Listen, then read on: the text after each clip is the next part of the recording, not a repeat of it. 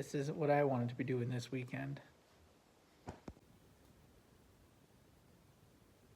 The lawnmower, when I went to start it, the motor would spin about that far, and then the starter would lock up. From what I've researched, it looks like it might be a pressure relief problem on the intake or the exhaust. I can't really tell. I can't really remember, I should say. So the cams will give me a second relief and let the exhaust go so that I can spin the rest of the motor. So I checked the valve clearance, they're correct. I think it's a part broken inside. So my free lawnmower has to get torn apart. Not happy about this. So a couple weeks ago I pulled the motor out of my lawn tractor, which is not the one we mow our grass with. This is kind of just for utility. So I'm going to pop the bottom end off this motor and see if what is broken is actually what I think is in there. Hopefully I can reattach the spring that I believe is broken. Worst case scenario, I still need to get it apart so I can get a part number and order a part. I hope the one that I found used is the right part, because a new one for this motor is like $250 or something like that. And I don't want to pay $250 for this tractor that I got for free. I traded a canoe for it, which I paid $125 for the canoe. So it's a cheap lawnmower, and I don't want to put $250 in the motor when I can probably find a motor for $100.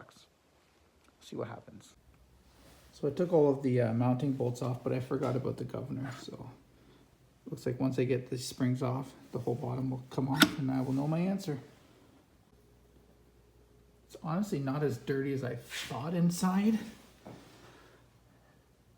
And I don't see any loose bits, but I think I have to take the crankshaft out to see what's going on, because maybe it's still stuck up in there. But I was expecting to see a spring or anything down in the bottom here. Maybe I'll get a magnet and see if it's kind of hidden somewhere. So I got the camshaft out, and this piece right here is a fully intact compression release valve, compression release system, whatever it's called.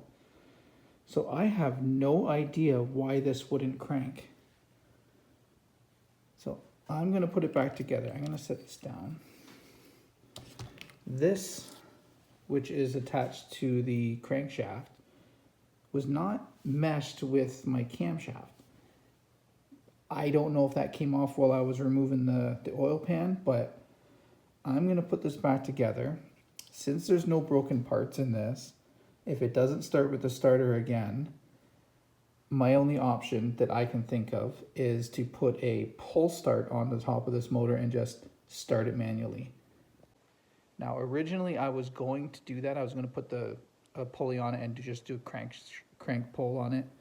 I don't care about this tractor that much, but I didn't want to start it up and have metal in there all of a sudden grenade my motor. So taking apart was peace of mind, I guess.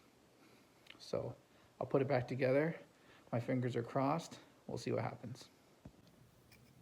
Looks like I gotta buy an oil pan gasket though. Didn't break while I was taking it apart, so it might have already been damaged. Either way, that should be cheap, but I'll get this thing back together once I get a oil pan gasket.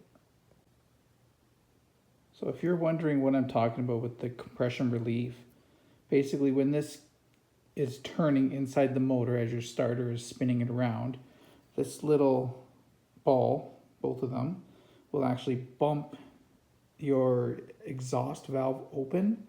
And once you get the motor running, centrifugal force makes this spin out, which causes the bumps to go in, and then you have a smooth camshaft, so it doesn't automatically give you the release on your exhaust stroke.